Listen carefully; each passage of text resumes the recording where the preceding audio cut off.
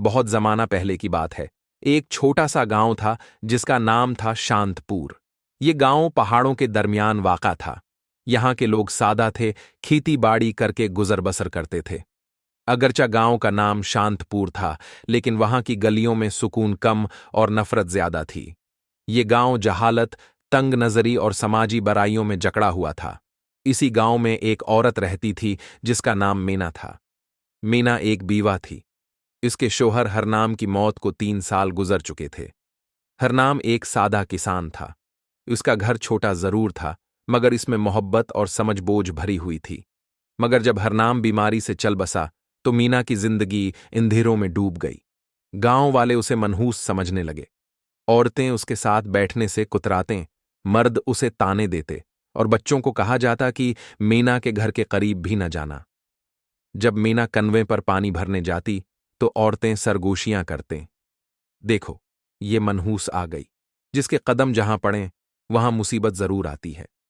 मीना उन बातों को नजरअंदाज करने की कोशिश करती, लेकिन उनके अल्फाज इसके दिल में तीर की तरह चुभते। रातों को जब पूरा गांव सो जाता, मीना आंगन में बैठकर आसमान की तरफ देखती।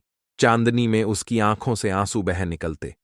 वो अपने शौहर की तस्वीर के सामने दिया जलाकर रोती और खुदा से सवाल करती, आखिर मैंने क्या गुनाह किया है। एक दिन जब वो अपनी झोंपड़ी के बाहर बैठी थी, उसने देखा कि गांव के बाहर के रास्ते से 3 बुजुर्ग आ रहे हैं। उनके सफेद लबास और सफेद दाढ़ियां चमक रही थीं। चेहरे पर सुकून था, मगर आंखों में एक राज छिपा था। गांव के लोग उनके गर्द जमा हो गए। सबने उनके कदम चूमे और दुआएं मांगे। गांव के सरदार रामोती लाल ने कहा, बाबा जी, कर्म करो, कुछ दिन हमारे गांव में ठहरो, हमें तुम्हारी दुआ की जरूरत है। बुजुर्गों ने रहने की हामी भरी, मगर उनकी नजर मीना पर पड़ी। सबसे बड़े बुजुर्ग ने कहा, ये औरत गम में डूबी है, मगर उसकी किस्मत में कुछ खास लिखा है। गांव वाले हैरान रह गए। जिसे वो मनहूस समझते थे, उसके बारे में ऐसा कहना उनके लिए नाकाबिल यकीन था। मीना भी हैरान थी। उसके दिल में सवाल उठे, ये बुजुर्ग कौन हैं और मेरे नसीब के बारे में क्यों कह रहे हैं। तीनों बुजुर्ग गांव के एक पुराने मंदिर में ठहर गए। वो मंदिर बरसों से वीरान था, मगर उनके आने से वहां रौनक लौट आई। रोज लोग उनके पास आकर नसीहतें सुनते। मैना भी मंदिर के बाहर खड़ी होकर सुनने लगती, मगर गांव वाले उसे अंदर नहीं जाने देते थे।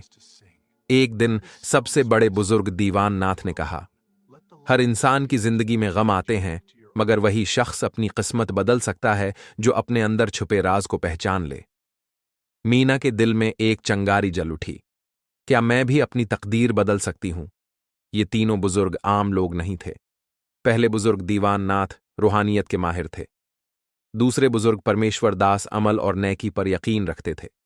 तीसरे बुजुर्ग आनंद मोहन इबादत और मुराकबे के रास्ते पर चलने वाले थे। रात ढल गई।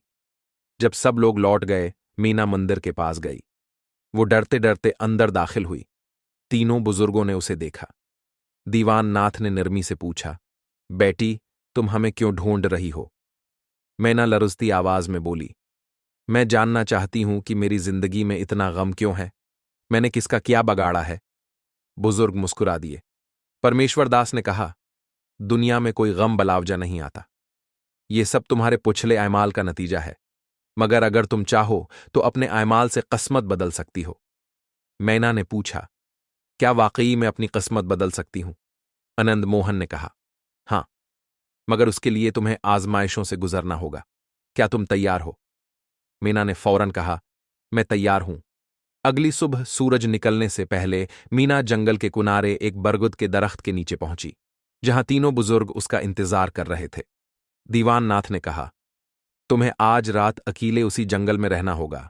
अगर तुमने अपने खौफ पर काबू पा लिया तो तुम पहली आजमाइश में कामयाब हो जाओगी।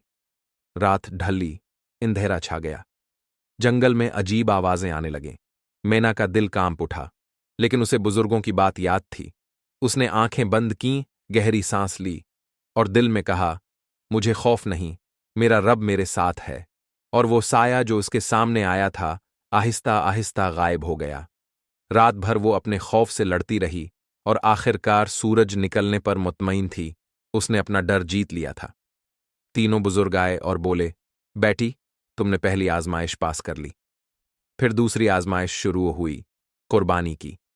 मीना को कहा गया कि अपनी सबसे अजीज चीज कुर्बान करो। मीना के पास कुछ न था सिवाय अपने शौहर हरनाम की तस्वीर के। वही उसकी जिंदगी की आखिरी निशानी थी। दिल कांप गया, मगर उसने कहा, अगर मेरी जिंदगी बदलने के लिए ये जरूरी है तो मैं तैयार हूं। उसने तस्वीर को गांव के तालाब में फेंक दिया। तस्वीर के साथ जैसे गम भी डूब गया। दिल हल्का हो गया। बुजुर्ग मुस्कुराए, तुमने कुर्बानी की आजमाइश भी पास कर ली। फिर तीसरी और आखिरी आजमाइश आई, ऐसार की। मीना से कहा गया कि अपना घर और कपड़े सरूज बाई नामी बूढ़ी बीवा को दे दो और 7 दिन जंगल में बगैर कुछ खाए पिए मुराकबा करो। ये सबसे मुश्किल आजमाइश थी, मगर मीना ने हिम्मत की, सब कुछ छोड़ दिया और जंगल में जाकर इबादत में मशगूल हो गई। पहला दिन, दूसरा दिन, तीसरा दिन, भूख और प्यास से नढाल, लेकिन उसने हार न मानी। 7वें दिन जब सूरज निकला तो एक नूरानी रोशनी उसके जिस्म से फूटी।